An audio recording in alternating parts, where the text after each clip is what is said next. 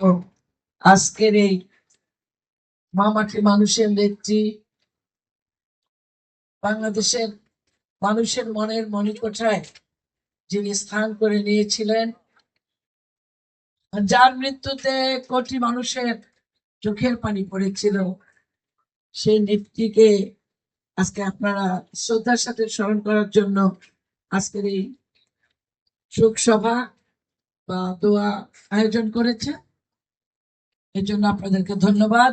এই সভার সভাপতিত্ব করছেন আপনাদের এই জাগুয়ার সন্তান, যার ধ্যান জ্ঞান থাকে সবসময় বিএনপি, খালেদা জিয়া, তারেক রহমান শহীদ জিয়া নিয়ে। এবং রাজপথ আন্দোলনে বরিশাল জেলার যদি আমরা বলি যে আন্দোলন সংগ্রামের সাহসী কয়েকটি নাম, তার ভিতরে একটি নাম কিন্তু মন্টুমের নাম, যিনি আন্দোলন দলের প্রতিটি কঠিন সময়, দলের প্রতিটি কঠিন মুহূর্তে তিনি ভয় পায় নাই, তিনি রাজপথে থেকে আন্দোলন করেছেন। উনি কি জাগুয়ার এই অলিগলিতে আন্দোলন করেছেন তা কিন্তু না, সে একদম সেই বরিশাল সদরে নিয়ে আন্দোলন করেছেন। তার আয়োজনে, তার নেতৃত্বে, আপনাদের সকলের সহযোগিতায় আজকে আমাদের মায়ের জন্য আপনারা এখানে দোয়ার আয়োজন করেছেন। এখানে উপস্থিত আছেন আমাদের পাশে যে ইউনিয়ন রায়পাশা করাপুরের আমাদের সভাপতি আছেন, এখানে আমাদের সিনিয়র সভাপতি আছেন, এখানে সাধারণ সম্পাদক আছেন, এখানে আমাদের সাবেক চেয়ারম্যান। আজকে তার বক্তৃতা শুনতে আমার ছোট ভাই দিলাম না বক্তৃতা দিতে, জিয়াউল ইসলাম সে আছে এখানে। আজকের এই অনুষ্ঠানে যিনি সভাপতি, সেই ভাই কোথায়? ও মোটু ভাই তো সভাপতি। আরেকজন আপনি এখানে কোন ইউনিয়নের? সকল পর্যায়ের সম্মানিত নেতৃবৃন্দ, আমার ছাত্র দল, যুব দল, স্বেচ্ছাসেবক দলের অঙ্গ সংগঠনের ভাই ও বোনেরা, সবচেয়ে বেশি যাদের কথা বলবো এই জায়গায় যদি আপনারা তাকান, সবচেয়ে কাদের সংখ্যা বেশি? আপনাদের এই উপস্থিতি প্রমাণ করেছে আপনারা খালেদা জিয়ার আদর্শের লোক, আপনারা খালেদা জিয়াকে ভালোবাসেন। যার জন্য এই সময়টা কি, মহিলাদের এই সময়টা রান্না বান্না করার কাজ, মহিলারা স্বামী সন্তান নিয়ে সংসার নিয়ে সময়টা ব্যস্ত থাকে, অথচ দেখে তারা সবকিছু রেখে এখানে উপস্থিত হয়েছে। এটাই খালেদা জিয়ার প্রাপ্তি, এটাই ছিল খালেদা জিয়ার রাজনীতি। উনি মানুষের জন্য কাজ করেছেন, মানুষের কথা বলেছেন, গণতন্ত্রের কথা বলেছেন। আমরা ভোট দিতে পারিনি গত 15-20 বছর, সে ভোটের কথা বলেছেন। এটাই খালেদা জিয়ার রাজনীতি।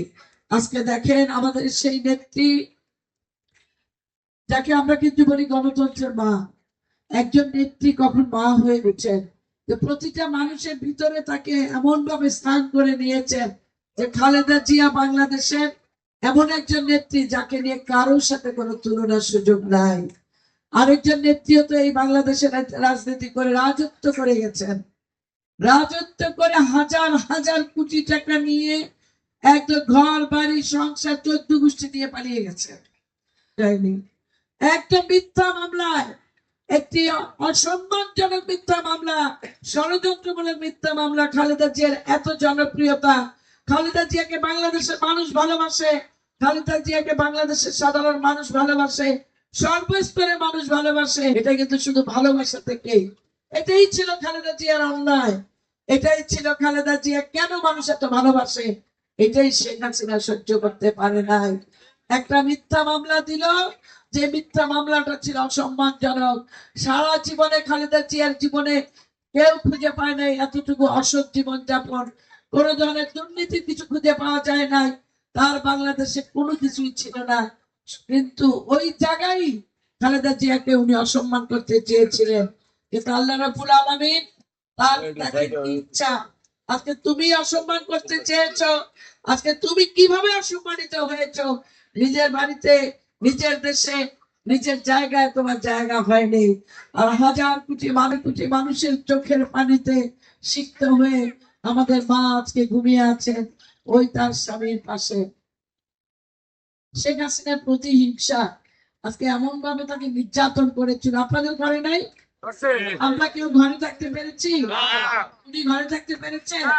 আপনারা কেউ পেরেছেন? এই যারা ছোট ভাইরা, এদের ঘুম হারাম হয়ে গিয়েছিল, এদের রাতের ঘুম তারা ঘুমাতে পারে না, কেউ খালে, কেউ বিলে, কেউ নৌকায়, কেউ ধান খেতে, কেউ মুরগির আমাদের যে রান্নাঘর এইসব জায়গায় আমাদের ভাইয়েরা ঘুমাইছে, শুধুমাত্র ওই সরকারের ওই জালিমদের অত্যাচারে।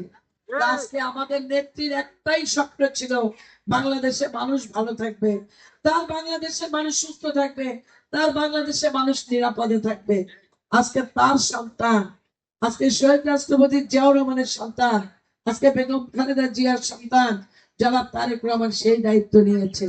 হাজার হাজার কোটি মাইল দূর থেকে উনি গত 17 বছর এই দেশের নেতৃত্ব দিয়েছেন, আমাদের সাথে গণতন্ত্র, আমাদের জন্য গণতন্ত্রের কথা বলেছেন, এদেশের মানুষের ভোটের অধিকারের কথা বলেছেন।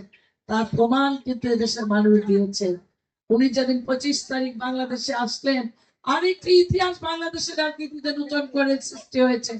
25 তারিখে 25শে ডিসেম্বর যে বাংলাদেশের রাজনীতিতে এইভাবে কোন নেতাকে বরণ করে নেওয়ার ইতিহাস কিন্তু আর হয়নি। বাংলাদেশের মানুষ অকৃতজ্ঞ নয়, বাংলাদেশের মানুষ কৃতজ্ঞতার সাথে আমার নেত্রীকে স্মরণ করেছে, আমার নেতা জনাব তারেক রহমানকে বরণ করেছে। একজন সন্তান হারা, পিতৃহারা, মাতৃহারা সন্তান জনাব তারেক রহমান, দেখেন মাকে মাটিতে শুয়ে কবরে শুয়ে দিয়ে উনি তার পরের দিন থেকে আবার উনি দেশে, যেহেতু তার মা চেয়েছেন এই দেশটার জন্য মানুষ যেন ভালো থাকতে পারে, উনিও বলেছেন আমি আপনাদের পাশেই আছি, আমি আপনাদের সাথেই থাকবো। কারণ তার মায়ের সন্তান হিসেবে, শহীদ জিয়ার সন্তান হিসেবে এটাই তার দায়িত্ব, বাংলাদেশ কিভাবে ভালো থাকবে, বাংলাদেশের মানুষ কি করে ভালো থাকবে, বাংলাদেশের স্বাধীনতার সার্বভৌমত্ব কিভাবে রক্ষা করা যায়। এখানে তারেক রহমানের পাশাপাশি আমাদেরও দায়িত্ব আছে, আমরাও তার সন্তান। উনি কিন্তু তারেক রহমান কোকোর জন্য বিদেশে যান নাই, উনি কিন্তু বাংলাদেশ ছেড়ে যান নাই। বেগম খালেদা জিয়া আমাদের জন্য থেকে গেছেন, বাংলাদেশের আমাদের জন্য থেকে গেছেন, বাংলাদেশের মানুষের জন্য থেকে গেছেন। উনি বলেছেন বিদেশে আমার কেউ নাই, বিদেশে আমার কোনো ঘর বাড়ি নাই, এদেশ ছেড়ে আমি যাব না। সেই নেত্রী দল আমরা করি, সেই নেত্রীকেই আমরা মা হিসেবে ডেকে নিয়েছি। সুতরাং আজকে আপনারা অনেক মুরব্বীরা এখানে আছেন, আপনারা এই দেশের যারা আমাদের আগামী প্রজন্ম, আগামী দিনে যারা ভোটার, আগামী দিনে যারা বাংলাদেশ নিয়ে চিন্তা করছে, আগামী দিন এইবারের যারা নতুন ভোটার যে আমার ভাইয়েরা আছো, তোমাদের ভিতরে চিন্তা চেতনার এখানে চিন্তা করতে হবে যে বাংলাদেশ কাদের কাছে নিরাপদ, বাংলাদেশের মানুষ কাদের কাছে নিরাপদ। ওই ছোট্ট মেয়েটি যার বয়স আজকে 9 বছর, সেই মেয়েটি সুস্থ সুন্দর